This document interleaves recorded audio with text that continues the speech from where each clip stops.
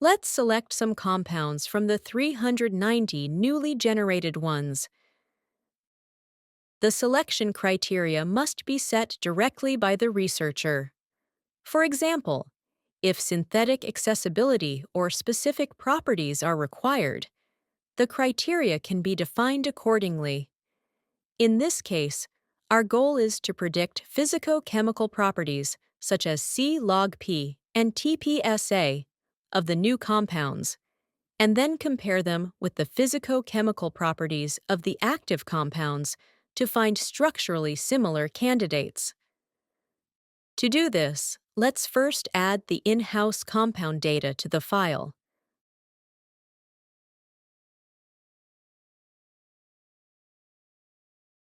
From the File menu, select Append File.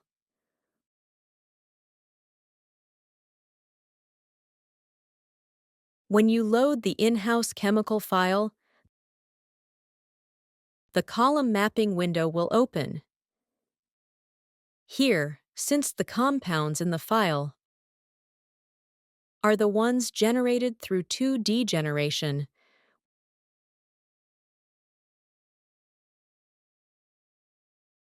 we will designate them as one dataset, and we will classify the added compounds separately as the dataset in-house chemicals. The in-house chemical data has a column named ID, which we will map to compound ID. However, since the IC50 values are not included in the file, we will create a new column for them, then click OK.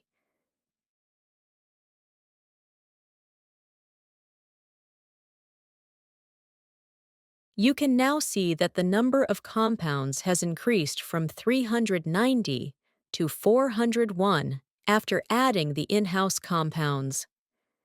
By using the new category filter, you can also check which in-house compounds were added.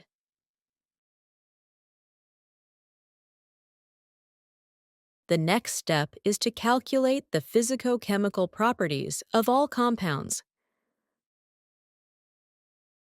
From chemistry to calculate property, you can compute various parameters. Here, we will calculate total molecular weight, C log P, and TPSA.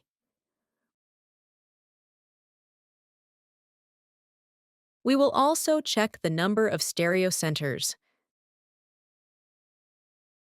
Since compounds with many stereocenters are generally more difficult to synthesize,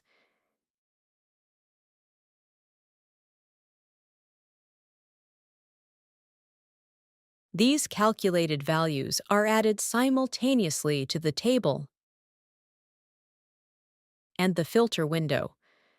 Before analyzing these values further, let's save the file and move on.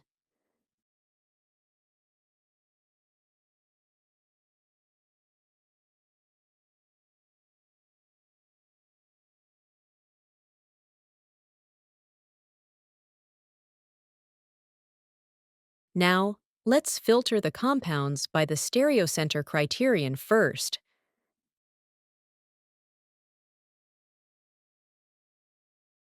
Out of the 401 compounds, 394 have one or fewer stereocenters. To see which compounds were excluded, you can use the invert function.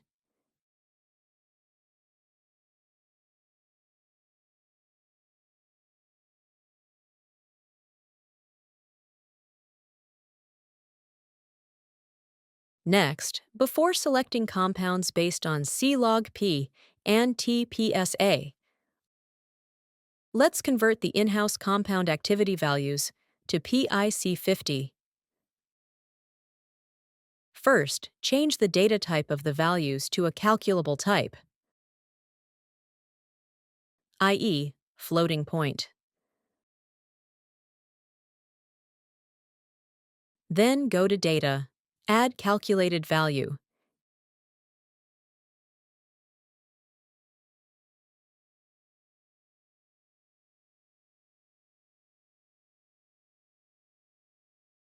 Enter the formula for converting to PIC50 and specify that the calculated values should be saved in the PIC50 column.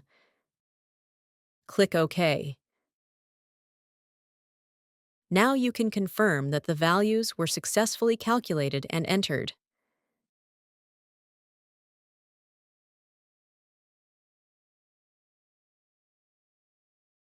Now, using the 2D view, we will select compounds based on C-log P and polar surface area to TPSA.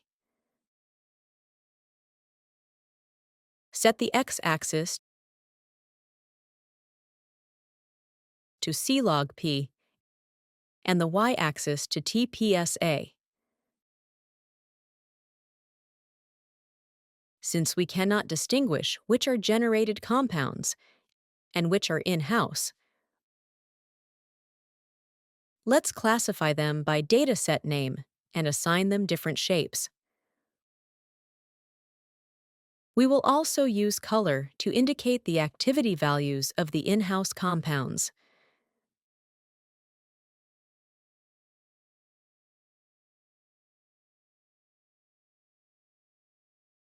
Now, by observing the C-log P and TPSA ranges in which the highly active in-house compounds fall,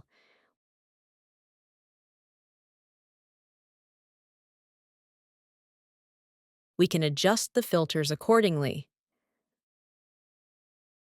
For example, for TPSA, we see that active compounds exist as a range of 80 to 90.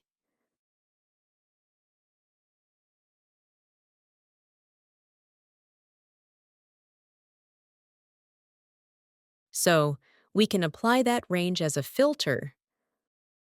For C-log P, we can confirm that active compounds generally have values of 4 or higher.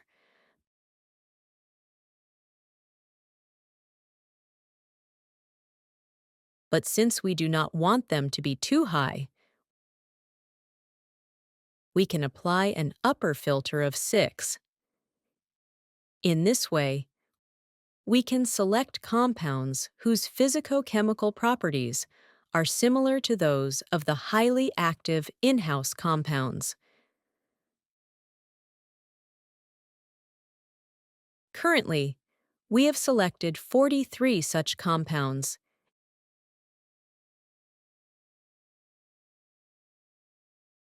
and their structures can be viewed in the structure window. Let's save these selected compounds again before proceeding. Now, using the selected compounds, let's move on to the next step: preparing input files for alignment or docking.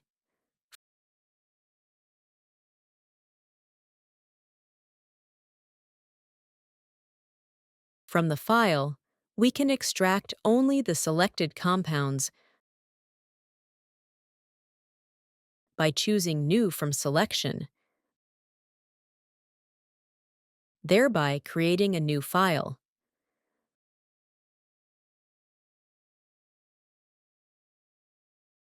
From these selected compounds, the information we need are only the ID and the smiles. Therefore, the other columns are not necessary. In that case, select the columns you do not need. Right-click and choose Delete Selected Columns.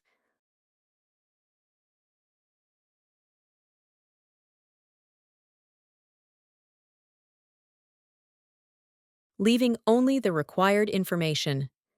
Then, from File, Save Special, save the file in a text format, such as tab delimited or comma separated.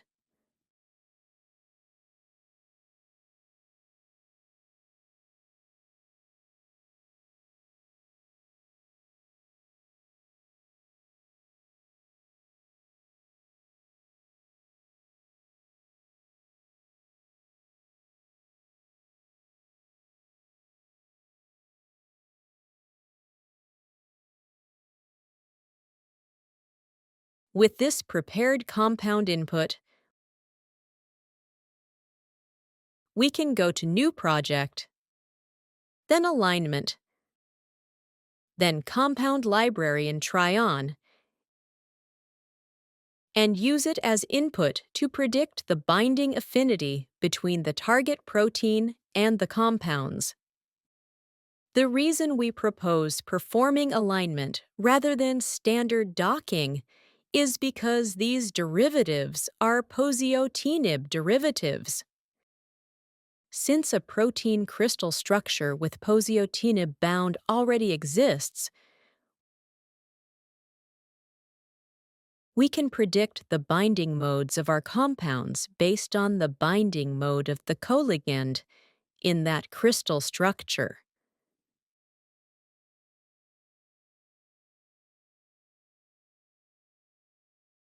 However, if we were working with a target protein crystal structure where the coligand bound has a scaffold completely different from our compounds, in that case, we would suggest performing standard docking instead.